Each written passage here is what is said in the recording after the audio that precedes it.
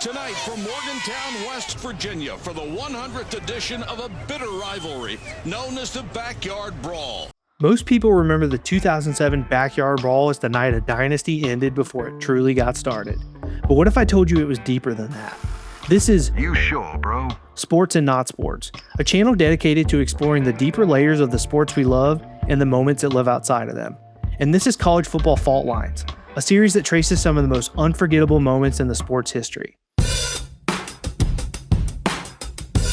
Back in 2007, a dozen eggs cost $1.68. The first iPhone made its debut that year, and West Virginia was on the precipice of a BCS national championship game, if only for a brief moment.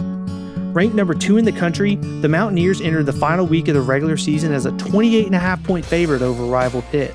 Armed with the hottest coach in the country in Rich Rodriguez and one of the most electric quarterbacks in college football in Pat White, the game felt straightforward.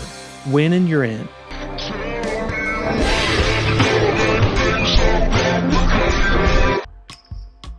What came next was one of the most shocking upsets in college football history. West Virginia lost 5 fumbles, missed 2 field goals, and had their star signal caller knocked out of the game in the second quarter. This staggering set of events resulted in a stunning 13-9 home loss to 4-7 Pitt. Star fullback Owen Schmidt recalled the loss in 2017, saying, "You get to the last game of the season and blow it against the team in the world." And for most, that's where the story stops. But in all actuality, that was just the beginning. Because the setback not only cost the Mountaineers a shot at their first ever national championship, but it helped undeniably shape the future of modern college football. Picked a bad time to play our worst game offensively in years. Had West Virginia finished the job against Pitt, the school would have booked its place in the BCS National Championship game against number 1 Ohio State. And by playing in that game, the Mountaineers program would have been changed forever. Because 15 days after the shocking Backyard Brawl loss, West Virginia coach Rich Rodriguez informed his players he was leaving for Michigan. I'm not going to talk about any rumors or innuendos or jobs or what else is floating out there. I'm not going to talk about that at all. We'll talk about this year's team. I'm not talking about anything other than this year's team. Y'all have not understood what I just said. One more question in this conference, unfortunately, and y'all have been super, but if the questions persist outside of that, then this thing will be over. Okay, on the Fiesta Bowl then, are you going to be coaching this football team in the Fiesta Bowl? Say that. You're a tricky guy, Dave. What a difference a day makes. And of course, the story today, Rich Rodriguez leaving West Virginia for Michigan. It's an honor and privilege to be named the University of Michigan's head football coach. I will tell you it was a very difficult decision to leave the place where I grew up. After years of being one of the most sought-after coaches in the sport, he traded in familiarity for the allure of one of the sport's most premier jobs. Things didn't go as planned, though. His time in Ann Arbor was disastrous. 15-22 over the course of 3 years. David Brandon, the athletic director, decides today is the day to pull the plug on Rich Rod and his entire staff. And if he never lost to Pitt, he likely would have never left Morgantown.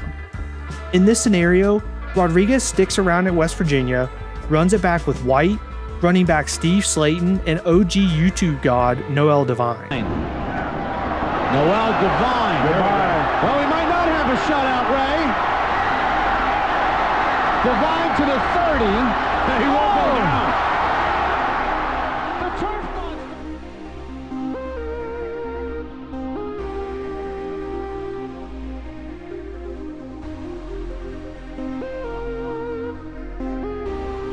Couple that returning production with a watered-down Big East schedule, and, well, the Mountaineers would have likely been a national title favorite the following year.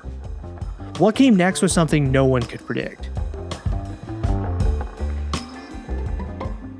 You see, in 2008, the chaos of conference realignment kicked into high gear, leaving old Big East schools Pitt and Syracuse to scramble to the ACC in a move that later sent West Virginia hauling ass to the Big 12. Back to Rodriguez.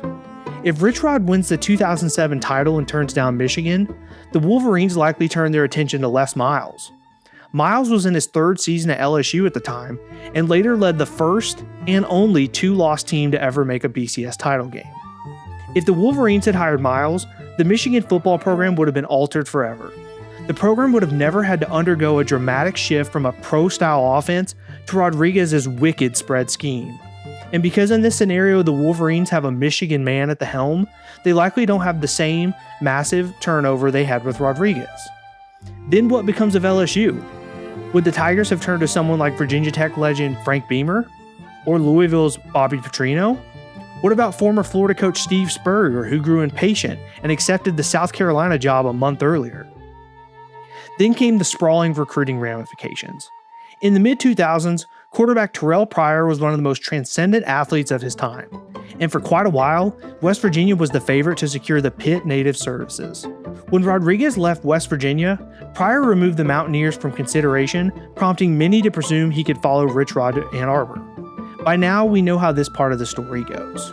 Pryor opted to spurn Michigan for arch-rival Ohio State and went on to have an illustrious career with the Buckeyes, leading Ohio State to a 31-5 record, 2 Big Ten championships, and 3 BCS bowl berths.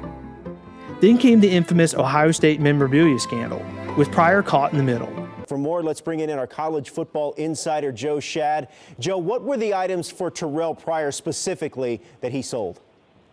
Yeah, he's going to have to pay back $2,500. He sold his Big Ten championship ring, his 2009 Fiesta Bowl Sportsmanship Award, and an award given to him by The Ohio State University in 2008 called the Gold Pants Award. All those items were recovered.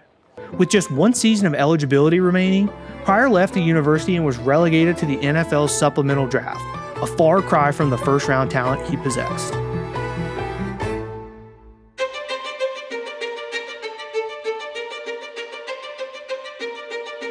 The fallout from the scandal didn't just impact Pryor and his teammates, it rocked head coach Jim Tressel too. In May of 2011, Tressel resigned after 10 seasons at the school.